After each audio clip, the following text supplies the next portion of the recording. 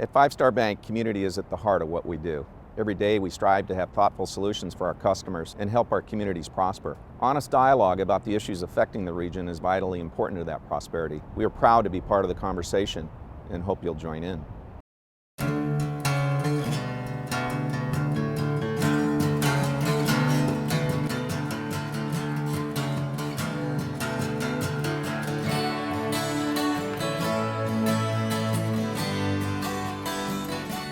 The Sacramento Kings are bringing new faces and personalities to town, both on and off the court. Raj and Alex Bethal are the owners of swimwear giant ROG Manufacturing. Their 40-year-old business makes swimwear sold around the world. With their significant investment in the Kings, the family will be spending more time in Sacramento. The Bethals join us to share their story, their perspective on building a global brand, and their plans for the Kings. So why Sacramento and why the Kings? Well, it started about 5 years ago. Whole family just loves sports. And 25 years ago, we started World League of American Football with the NFL. In the last few years, we were just looking around what kind of team or what we should buy. Then last year, we were spent almost a year trying to buy New Orleans Hornets. And last minute, that deal kind of fell through. So we studied and which kind of sports we should go in. We like basketball has a more potential, worldwide potential. So we thought we were going to invest in the basketball instead of NFL. So then this 6 months later, the Sacramento deal came through. We jumped on it and we are into it. So what have you learned about Sacramento since you started spending time up here that you didn't know before? Well, the passion of the fans is really amazing. People love their team here. The Kings are the team of the city, and you can really see it all the way through from when you land in the airport, through having lunch in downtown, through, of course, going to the games. There's just tremendous passion. It is the team of the city, and we're just so fortunate to be a part of it. And when you all got involved in this team, as your father says, this was not your first time being involved in professional sports. What's the family attraction to pro sports? Well, we're a pretty competitive family. We've always been into sports. My mom played golf and tennis at UCLA, and I played sports growing up. And my dad was our biggest fan. And it's something that just brought the family together. We love to compete, we love to win, and we love just the competitiveness of athletics. And that translates over into business as well. Tell us the story of ROG Manufacturing. Well, ROG Manufacturing, I came in '60 to go to school in this country, just like a BBIC. I came about $250 in my pocket and went to undergraduate school. And you ended up in where? South Dakota. South Dakota? South Dakota, yes. Now, I hope you bought some land back there because that's oil country now, right? I know that. I wish I had a little money at that time. But anyhow, so I got my MBA, and after that I came to Los Angeles to look for a job. And a lot of companies will not give me job. They were taking their time, this and that, and I interviewed with Walt Disney a couple of times himself. And really? Yes. And what was that like? It was great. He took me to show the studio and talked to me all the times, and they were going to give me the job, but they were taking time, but we don't have any money to live on, so I had to get something right away. So one day I was driving around, I saw LA Times, this article, a news ad that this Rosemary swimsuit company consulting engineer need time study engineer. So I applied for that job and I got a job, and that was the start of my swimsuit. What is a time study engineer? Time study engineer, you take a time study on everything a operator does. So I was so good in time study that I could tell myself how long it takes me to brush my teeth, how long to drive one block, how much time it will take me to go to work, how much time it takes me to read one page. So I was time. You know, that's both impressive and scary because as a father, I'm not sure how that translates at home, but I mean, how long it takes to clean your room, how long it takes to mow the lawn. Well, I learned time is money. That's right. So you became a time study engineer, and what happened next? So that company, 6 months later, it used to be owned by Munson, where they closed. Then other company hired me right away, Coal of California. So I worked there for a year and a half. Then I realized that, heck, I can do this one. I have education, I have MBA degree, and I borrowed some money from my mother-in-law and start this swimsuit company. $5,000 he borrowed. Yeah. Started the company. Really? Yeah, I gave her $10,000 after 6 months. Well, that was a pretty good return for her. That's right. But maybe she might have wanted to let it ride had she known. I know. Right? Yeah. Right? And So- today, the firm, which is run by yourself, Alex, and your sister, Lisa, Correct. operates in how many countries? We sell our products in over 100 countries currently. And the brands that you have through that, what are some of the major ones that folks would recognize? Guess, Nautica, Hurley, Elamos, Splendid, Athena. It's a variety of licensed, exclusively licensed swimwear brands and owned brands. And St. John. St. John. And St. John's, right. And actually, Kelly and Marie Gray both wear your product as well, which is a pretty Sure. good endorsement. Yes. Yeah, very close friend of ours. too, yeah. Among some other celebrities, some of the major celebrities that are clients of yours include. Well, the list is long. As frightening as it is, it can go from Paris Hilton to Elizabeth Taylor, or Ivana Trump used to be, and Elizabeth Taylor used to wear before us she passed long time away. ago. Yeah. Really? Through the ages, Yeah. we've had a lot of fun celebrity wearers of our products. So how did you take a brand that started with $5,000? How did you get it not only across the country, but worldwide? What happened there? Go ahead, Alex.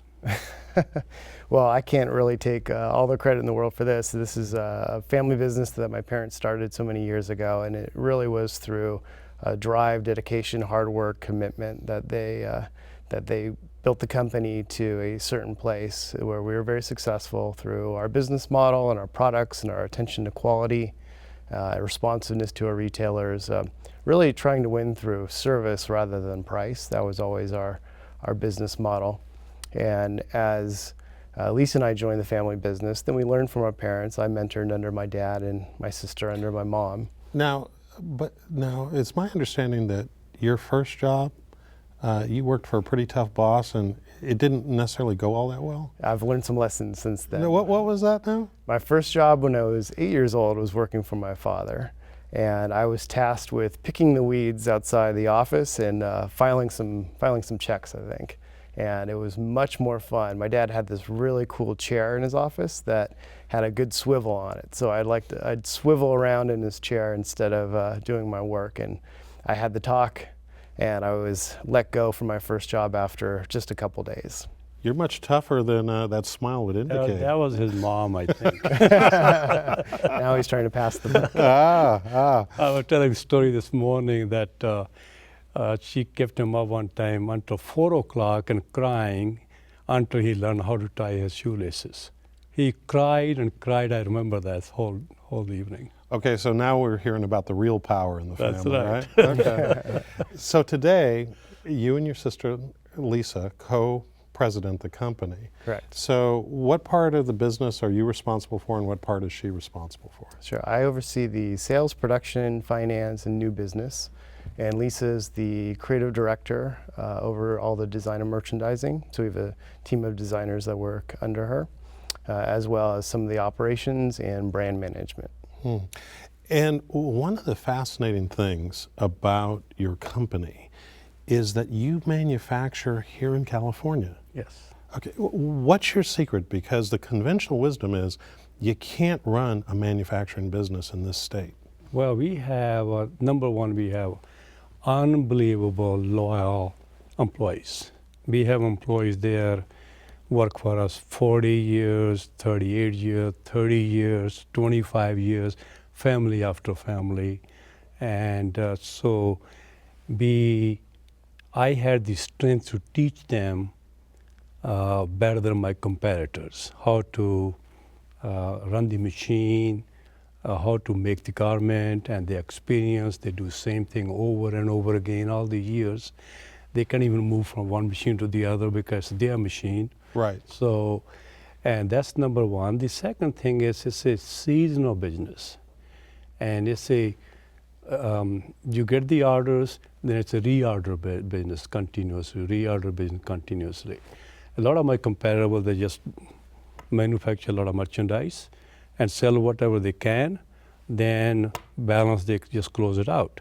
And our experience last 40 years, 35 years, that we close out about 2% of the total manufacturing. And we just milk it out everything we can.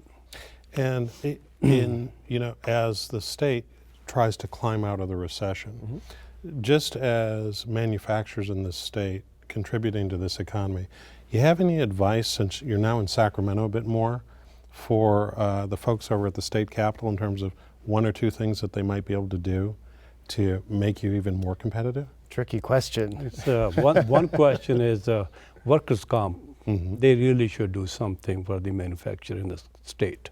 They're just killing us, And even with all the stuff, we just opened up another plant in LA. Yep. We were hiring another 100 people. And workers' comp, funny, I heard from a construction guy yesterday that he said that he made over $1 million in profit and that he ended up paying out a lot of it based on the workers' comp system because he's not getting credit for even improvements in workplace safety.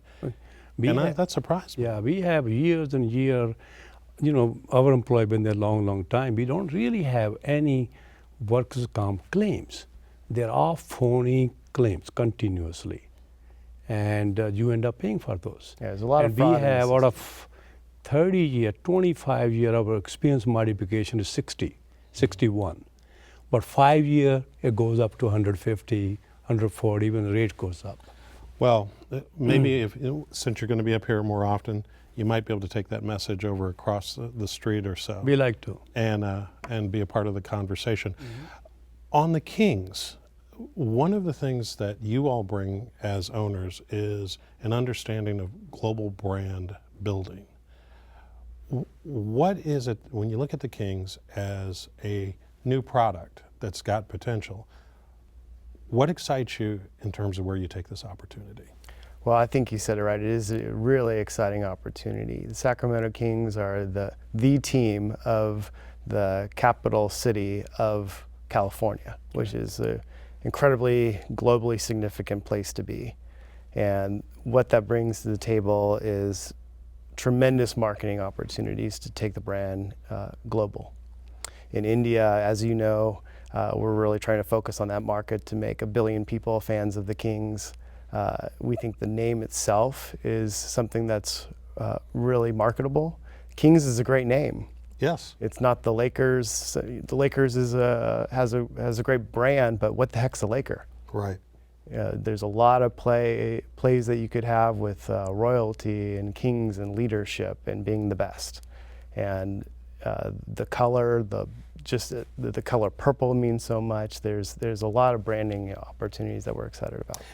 And in taking what we have here and expanding the platform that the Kings have the potential to build, what is it if you were talking to the folks who are in charge of Sacramento's brand as the capital of economically, depending on how you count, the 6th or the 8th largest nation in the world. Right. What would you say that we haven't been doing or that we need to do in order to sort of really rightfully take our place? Well, I think it has to do with reach. I think there's, right or wrong, it seems like the focus of the organization has been very local, and it doesn't need to be. We need to get Sacramento right. This is our home. This is the center of the universe for the Kings as an organization. But the world's a big place, and there are tremendous opportunities to take the brand not just across the country, but across the world. And in doing so, I think will be really beneficial to the city and to the region, because the name Sacramento will be worn on the jerseys and viewed by more and more people throughout the world, and that's great for the city and the region.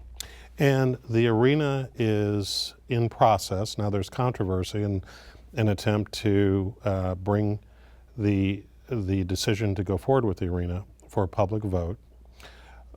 What do you think that arena and the investment associated is going to mean for this region? Well, I think it's going to be, first of all, city of Sacramento is going to be unbelievable development downtown. And I seen Los Angeles where Staples Center was built. I used to go there. I used to have a factory there many years ago. Really? In the corner. And there used to be nothing.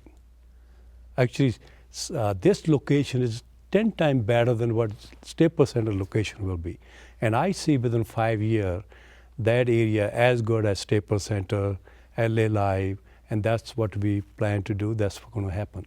Yeah, I think the bones of the downtown neighborhood are just really amazing. There's these beautiful buildings and the trees and the grid and the centrality of the business and the political environment in downtown Sacramento. It just needs a little bit of facelift and a new arena, and it's really going to blossom, we feel. And do you think it'll ultimately attract other investment in addition to you and your other partners? Absolutely, and there's no question. You both say that so strongly. Yeah. What leads you to think that?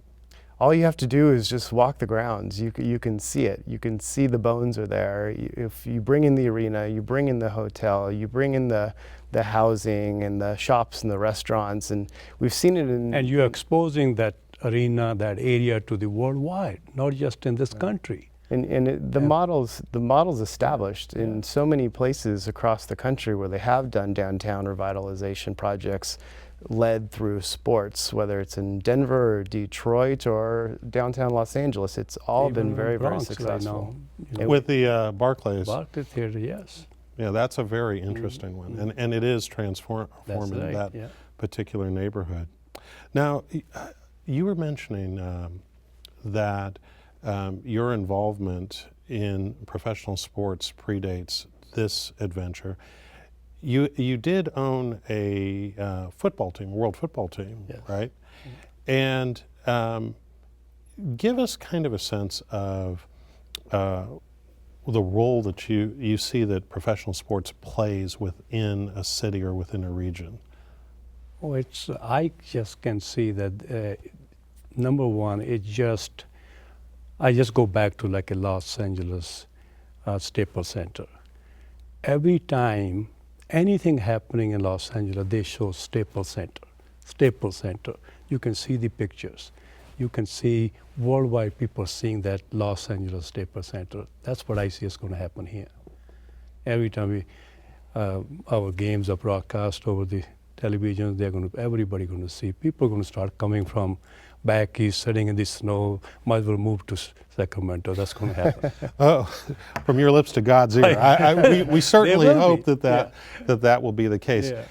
Now, Alex, you have been involved in a number of different things outside of work from a philanthropic standpoint.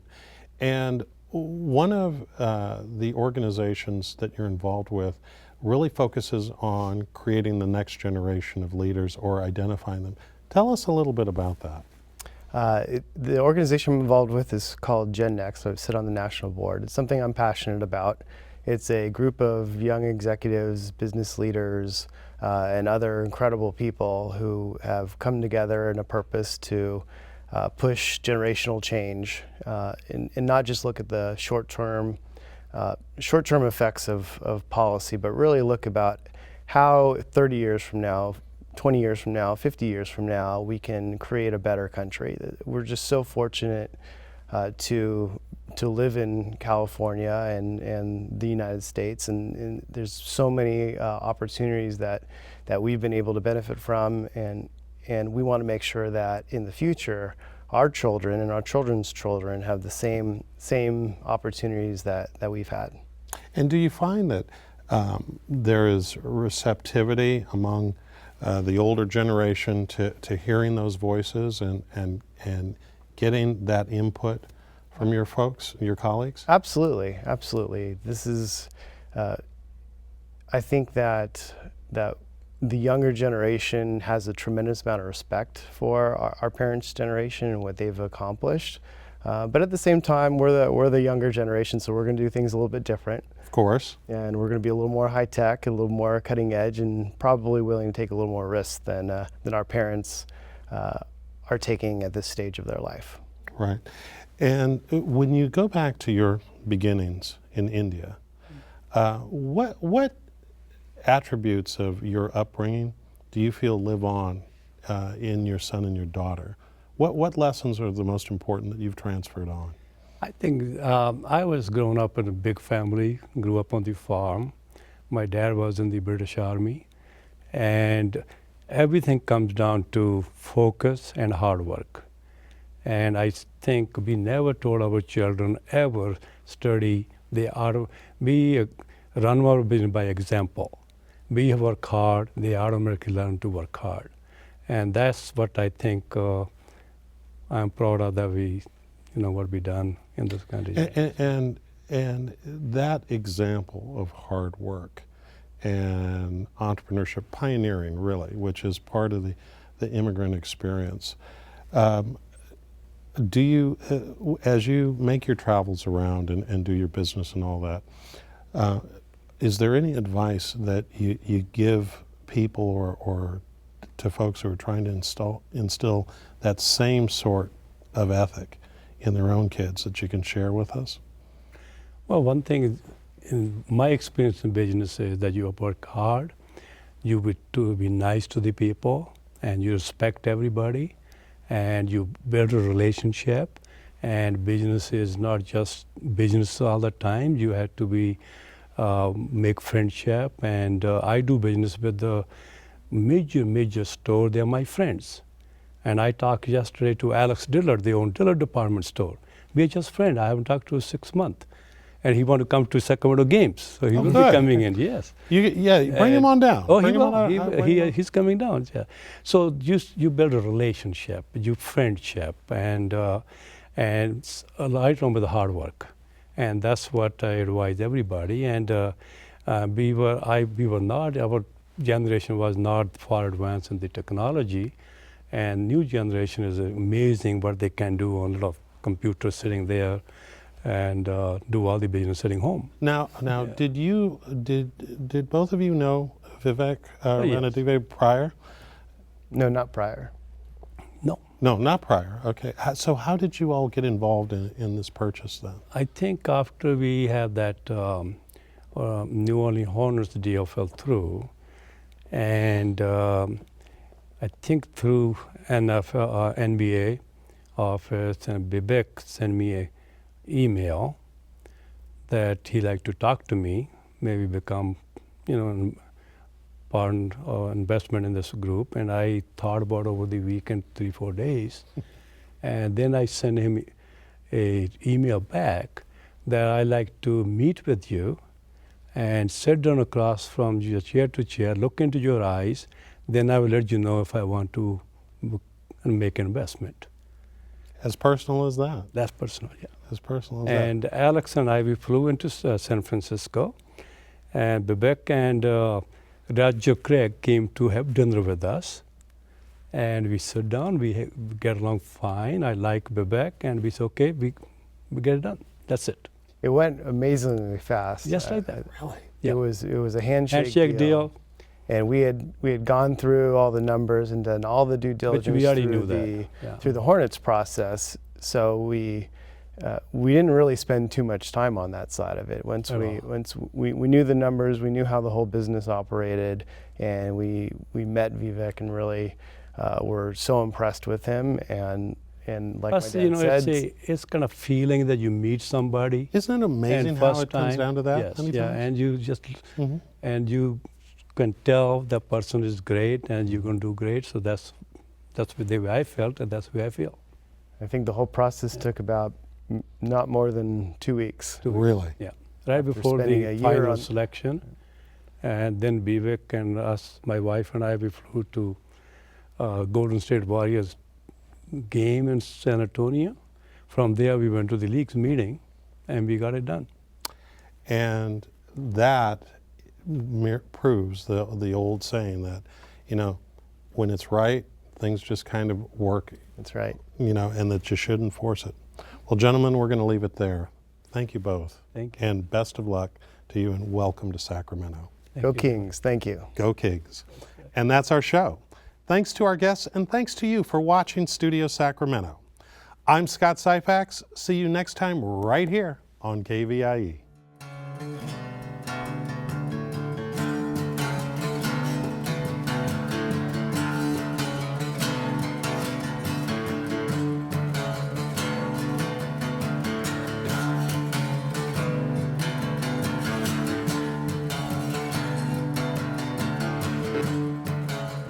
At Five Star Bank, community is at the heart of what we do. Every day we strive to have thoughtful solutions for our customers and help our communities prosper. Honest dialogue about the issues affecting the region is vitally important to that prosperity. We are proud to be part of the conversation and hope you'll join in.